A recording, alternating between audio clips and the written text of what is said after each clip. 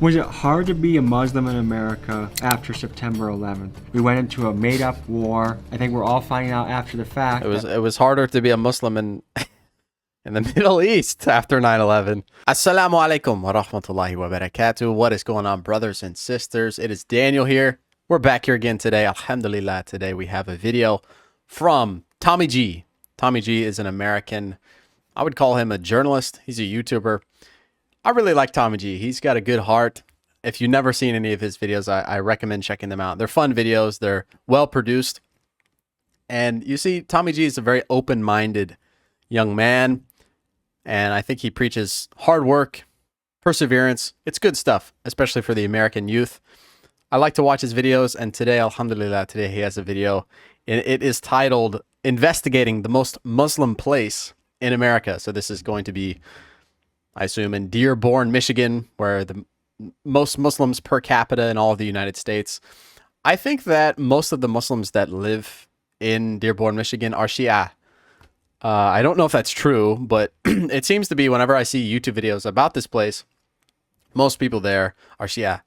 So if that's the case today, you know, we'll just have to deal with that. Hey, they're Muslims too, by most scholars' opinion. Shia are also Muslim. So this will be interesting to see how Tommy G, who is a non-Muslim young man, pretty normal. I mean, he's not normal because he's obviously a famous YouTuber, but I think he represents the American youth pretty well. So it'll be interesting to see how he perceives these Muslims in this video. I'm excited to watch this video with you all. So let's watch it together, inshallah. Let's see. Real quick, before we get into the video, 1 month ago, I launched my fat loss course. This course was created with the intention to give a system that you can use to firstly achieve your body composition goals, to lose weight, and then to sustain that long term in the easiest way, in the healthiest way, in the way that actually works with the body and not against the body. So I gave at first a 15% off early bird discount for the first month. However, literally nobody used it.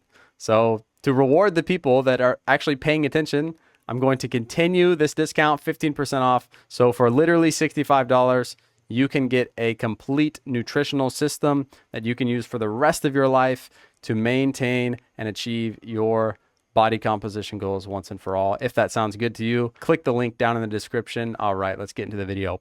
Hello folks, my name is Tommy G and today I'm in Dearborn, Michigan, the most Muslim place in America. So if I'm going to tell you hello, I got to tell you, salam. Oh, what? Man, who taught him that? Who taught him to say salam? Assalamu alaikum. They should teach him proper. What was that? See some interesting stuff there. Sujood. What is this? Are they doing kunut? Why are they standing with their hands raised at the same time all together? Yeah, I'd have to guess this. Yeah. Yeah, they are. Look, they got the little stone down there. See the little stone? That's. Here, let me move this. Got the little stone down there. They're putting their forehead on the stone. So they are Shia. Okay. Good to know.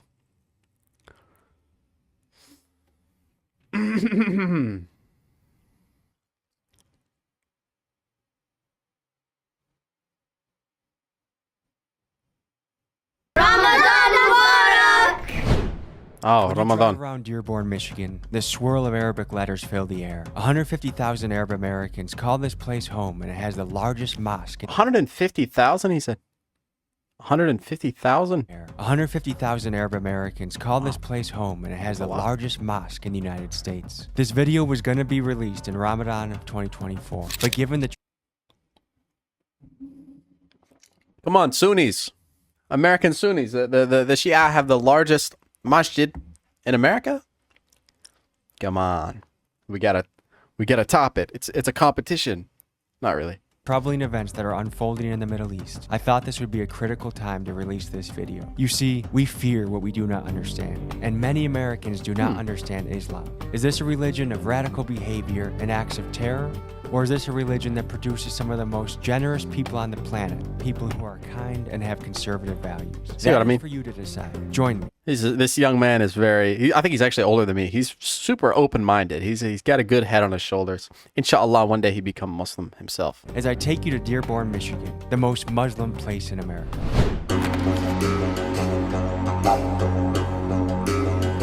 Didgeridoo. So folks, we are going to the most Muslim city in America, Dearborn, Michigan, and we're here during a special time, Ramadan. The Muslims have kind of been thrown into that mix where they're a little bit misunderstood or people don't know their intentions. And to be honest, if you're not a Muslim, who's read that book? I know I haven't, so how much could you really know about them until you've studied what they do? Not a drop of water, not a bite of food, and you can only break your fast at the sundown or before sun up. It's a very disciplined practice that I have a lot of respect for. First, we meet our contact. That's only for 1 month. Taking us on this beautiful journey. Stay tuned. Hello in Arabic is salam. I wonder if he thought that Muslims fast like that every day. No, it's only 1 month. Salam. Salam, exactly. Short for assalamu alaikum. There you go. You're a natural, let's go. I'm fluent already, huh? Welcome to Dearborn in Islam. Ramadan is an Islamic month. For fasting, it's one of the pillars of Islam. We have 5 pillars. The reason why we fast is so we can remember God's blessings, so we could think about all the blessings we have. We worship Him more during the day. And right now, like, I'm so thirsty, but God wants to test my patience. Am I gonna give up? So this month really helps us learn patience. 29 or 31 days. This year's 29 days. Now, Ramadan is like not that far away now, right? It starts, I think, next year, inshallah, begin the beginning of April or the end of April. I can't remember.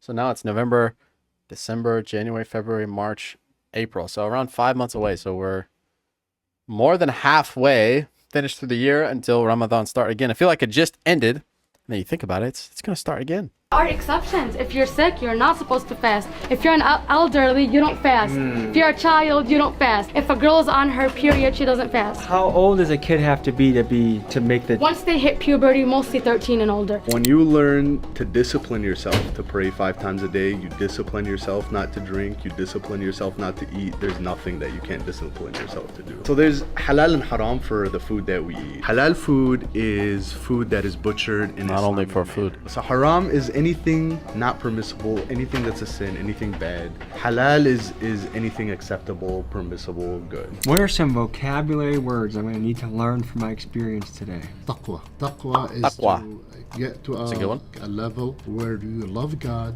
you fear God, and you are able to control yourself because of the extent that you have appreciation after remembrance, appreciation of Allah, God.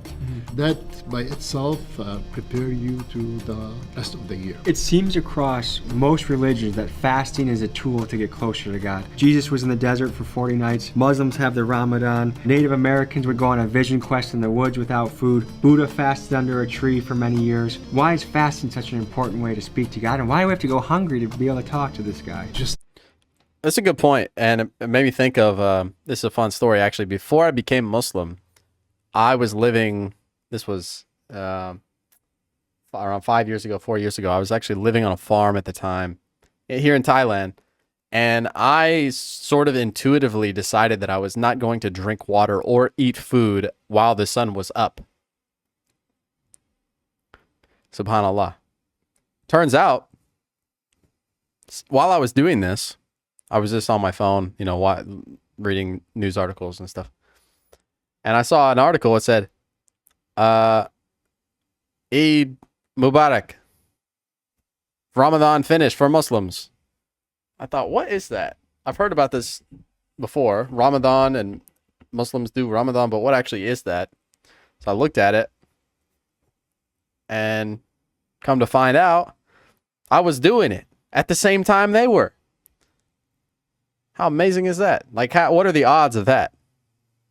I don't even know why I started doing that. I just thought it was maybe healthy, or it was just intuitive. I just thought, I'm going to stop eating and drinking during the daytime. Yeah. Wallahi, I swear, this is no joke. This actually happened to me. And, I think that I've done a lot of fasting before I was a Muslim, and I think it is a good tool to practice patience. It's really good for developing patience, because it's like, even though you're hungry and you could just get up and walk and go get food, you just sit with the hunger, and you're just hungry, and you delay that gratification of eating. You just delay it. Okay, I'll get it, but not now. And that develops the virtue of patience. What I think is very important. It's mentioned many times in the Quran, right? Sabr. Now let's see what this Imam says. Try it and you'll know. The things you thought they're important, all this material life or this competition you have in life, they become something minimal in your life. Was it hard to be a Muslim in America after September 11th? We went into a made-up war. I think we're all finding out after the fact. It was harder to be a Muslim in the Middle East after 9/11. Oh. It was much harder to be a Muslim in the Middle East after 9/11 than it was to be in America. They were getting genocided. A lot of the information we had was wrong, and we got propaganda from our government, and we went in and we made demons out of a lot of people that had nothing to do with anything. Let me clarify that strong statement I said about fake wars. After 9/11, we decided to invade Iraq under the pretense of Iraq having weapons of mass destruction, when there was no strong evidence of such. Bottom line, there were no weapons of mass destruction. Going into Iraq may have been the worst decision any president has made in the history of this country. That's how bad it is. Dick Cheney, before becoming vice president, was the CEO of Halliburton, one of the world's largest oil service companies. He became vice president under George Bush, and when our government decided to invade Iraq, is this going to get my channel banned? A $7 billion non-compete contract to operate Iraqi oil wells. Perhaps a slight conflict of interest here. Conservative estimates state that 300,000 Iraqi civilians lost their life in this war, and American taxpayers footed the bill at a tune of $757 billion. And yeah, it was all started by, what do you call it?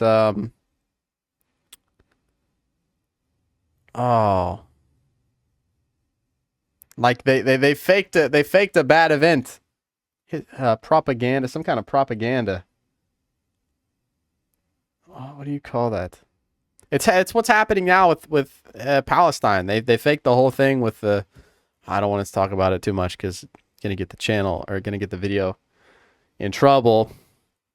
But what can I say? They faked certain things happening that would make a certain group of people dehumanized and make them seem like animals, make them seem like savages. And this is a very similar thing that happened back before America invaded countries in the Middle East. No weapons of mass destruction were found, which led to this soldier confronting George Bush. Mr. Bush, when are you going to apologize classic to the here. million Iraqis that are dead because you lied? You lied. They dragged him out of the room. You lied about connections to 9/11. You lied about Iraq being a threat. You sent me to Iraq. You sent me to Iraq in 2003. Behave yourself.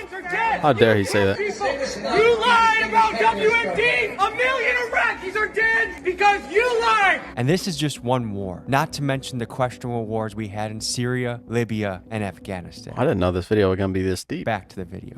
It was hard, particularly for our sisters. When they wear hijab and they come out, they know they're Muslims. Walk us through a story of discrimination in America simply because of being a Muslim. I think you could just go to the airport and experience it and take a look.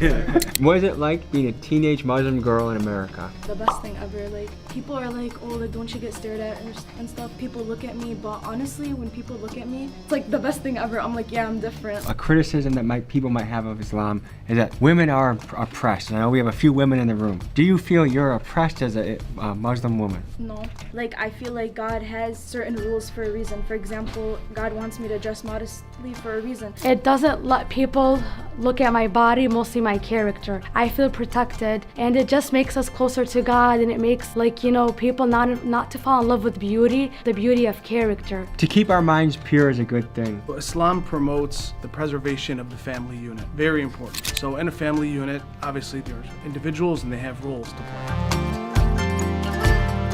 That's true. Hello, everybody. How you doing? Good. Who is fasting right now? in their age, like the boys, they are not supposed to. The people that did fast, what made you decide to do that challenge? Do it for God. When you turn 9 years old, you have to fast, and I'm 10 years old. What's happening tonight when the sun goes down? Can someone tell me about that? You eat like good food. Do you think doing this makes you stronger as a person? Yes.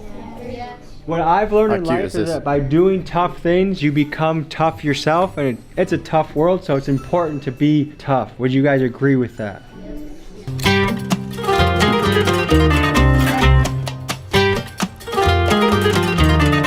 This is called the wudu. Wudu, exactly. Yep. The first thing you want to do is take your shoes and socks off. You say, Anwi an atawadda'u qurbatan ila Allah ta'ala. Kurmatan That's too much for him. Lahi ta'ala. Take your right hand, fill it with some water, and then go across your face. Start from the top, and go down. Yep, just like that. Get all as much as you can across your face. Then you take your right hand again, put it in your left hand, and then start from your elbow and just swipe down, all the way down, just like that. And then you take your right hand again, and then you go down, and you swipe all the way down. Swipe We're it. done with the water. You just come like this. You take from here, and you go down. From here to up. You are That now was in the interesting. I've spiritual never seen it state done like of that. wudu. During the prayer, we have to prostrate on natural surface. Assuming they didn't show all of it because there was a couple steps missed there. Not, artificial carpet. So this is just mud that's been hardened. We prostrate on natural. All right, hold on. Wait, he's explaining the. I never heard the explanation of this. I only seen that they pray on the stone, but I don't know why. So he's gonna explain. During the prayer, we have to prostrate on natural surfaces. On natural surfaces. Do they have like some hadith or something that to back up that claim? Why do they think that? They think that they can't pray on artificial carpet. I would prefer to pray on a natural surface, but I never seen any evidence to say that you have to pray on natural surfaces. Interesting. Anybody with more knowledge than myself, please share down in the comments. Why do Shia believe that they have to pray on natural surfaces? Not, artificial carpet. So this is just mud that's been hardened. We prostrate. That's not natural. It's been hardened. We prostrate on a natural surface. No, it's not natural, dude. In another sect of Islam known as Sunni, they believe you can pray on any surface. Well, not any surface. It has to be clean. Yeah.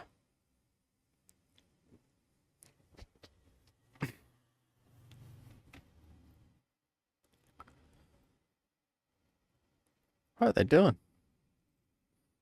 Got his eyes closed.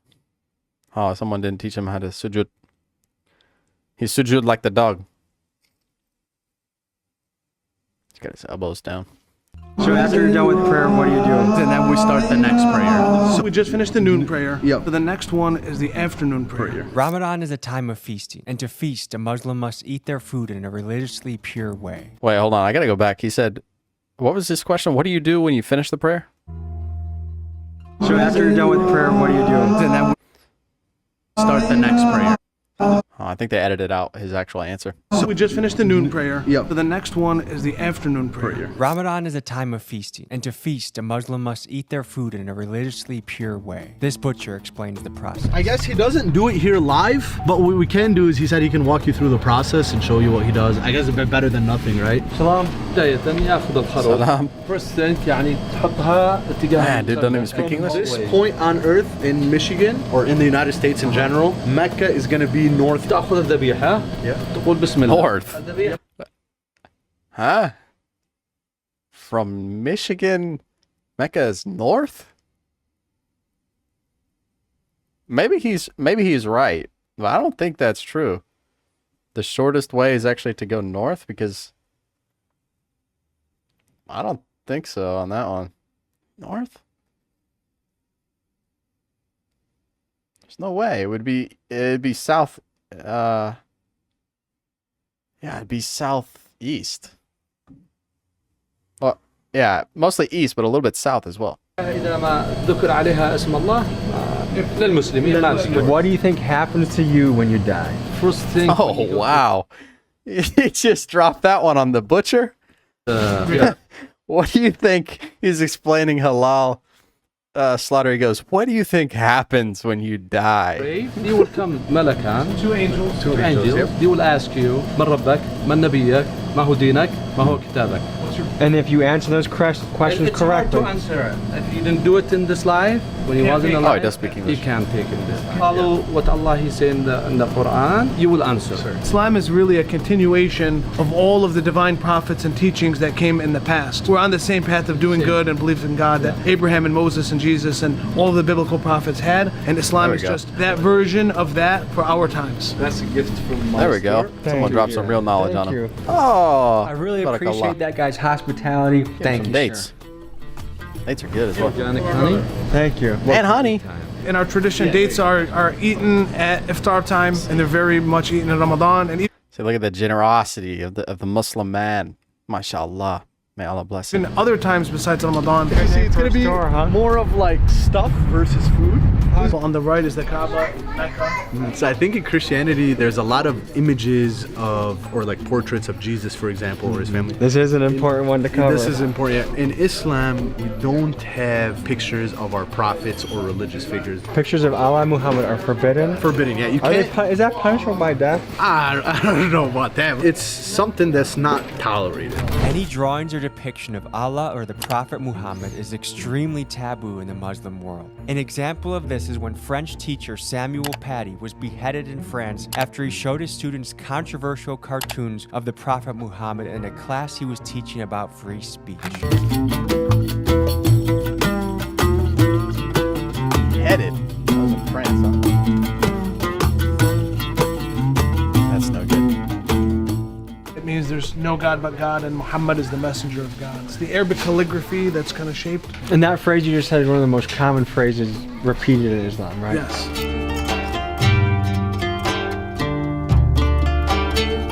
I like this guy, Ahmed. He's doing a good job. Olive oil here is pretty big. We import, at least our families, import it straight from Lebanon in these containers here. They run about something like that. You got the mini All those. croissants, everything. That was $200 for that big thing of, I guess it's actually not that bad. That would probably last Something $200 for a big thing of olive oil. Wow. You got the mini croissants, everything Arabic.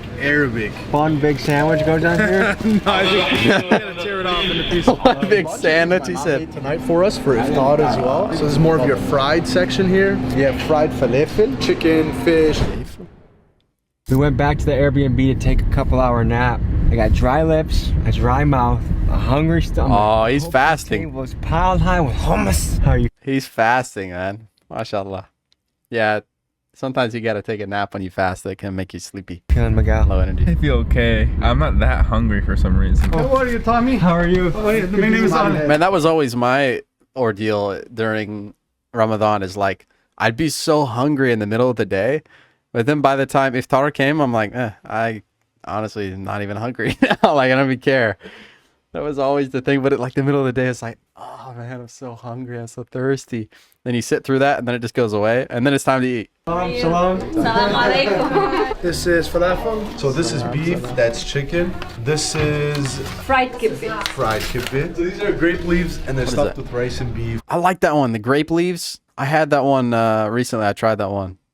MashaAllah. Very good. Beef. These are cabbage stuffed with rice and beef, same concept. And these are also beef stuffed with beef. You'll So see I it when think- you I open think it. It's this- pretty What? good. And this side is the hummus too that you're asking about. Yeah. Right here. And that's tabbouleh, right? Yes, that's tabbouleh, that's fattoush, if you heard of fattoush.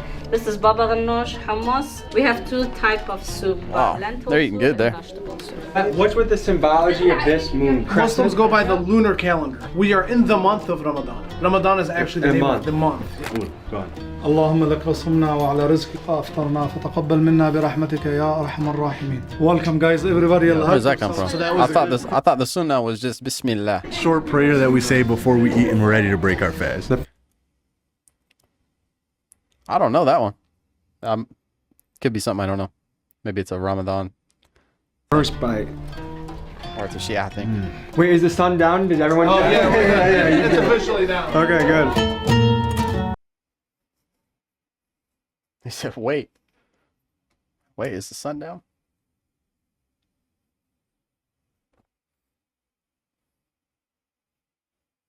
So everyone that goes on the pilgrimage gets the nickname Hajj. Typically, those who go, they'll be called Hajj or Haji. And Haji is for the? Females. And how many of you have been on the pilgrimage? Too young. You have to be like committed. Like, How old is the average person when they go? Typically 40s, 50s. I went to age 20. You're a serious young man. I was like the youngest person there. So I imagine your family parties always go well because there's not anyone drinking too much alcohol. Zero. So I feel like if you look at why fights start, or most of the time it's alcohol is involved. And so if you avoid alcohol, you avoid a lot of trouble in your life. Yeah. You did a fantastic job, so thank you so much. Thank you. Is it true that in this community it's really important to have a nice beard? I mean, I wouldn't say it's necessarily important, but most Muslim men, grow beards. Am I looked at as still a boy because I don't have a beard? I wouldn't really say that. Are you optimistic about your future? Do you think we're headed in a good direction or a bad direction? Fate is all on you. Whatever you do or whatever you choose to do, it determines your fate in the later future. And you will get in a better place. We gotta get this kid on a loudspeaker in Milwaukee.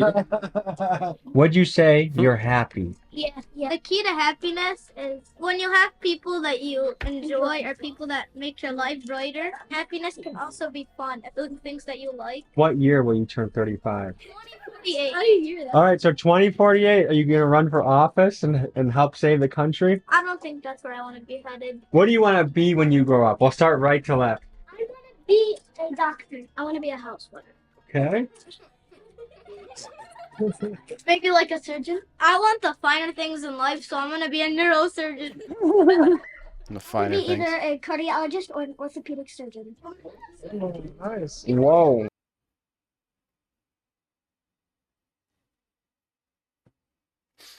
I want to be a firefighter or astronaut. Yeah, that's the one you want to try first. Adani tea. That hits, right? That's straight Boston. It like warms the soul, man. You know what I mean? Cream cheese, bread, and honey on the top. This. Let's see it, Tommy. No, solid 8.5. Wow, that's up there. How we gained 20 pounds in Dearborn, Michigan, dude.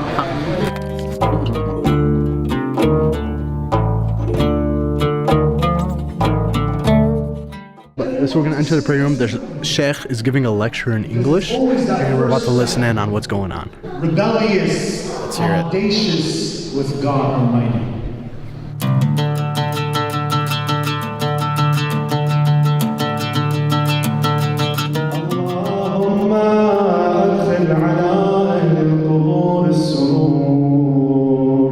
We got a Christian church right here. We have the biggest mosque in North America right here. And it's a good representation that we can live in harmony. I think it's the media, dude. It comes back to Republican, Democrat, Christian, Muslim, white, black. It's all nonsense. In Dearborn, as you can see, we literally live side by side.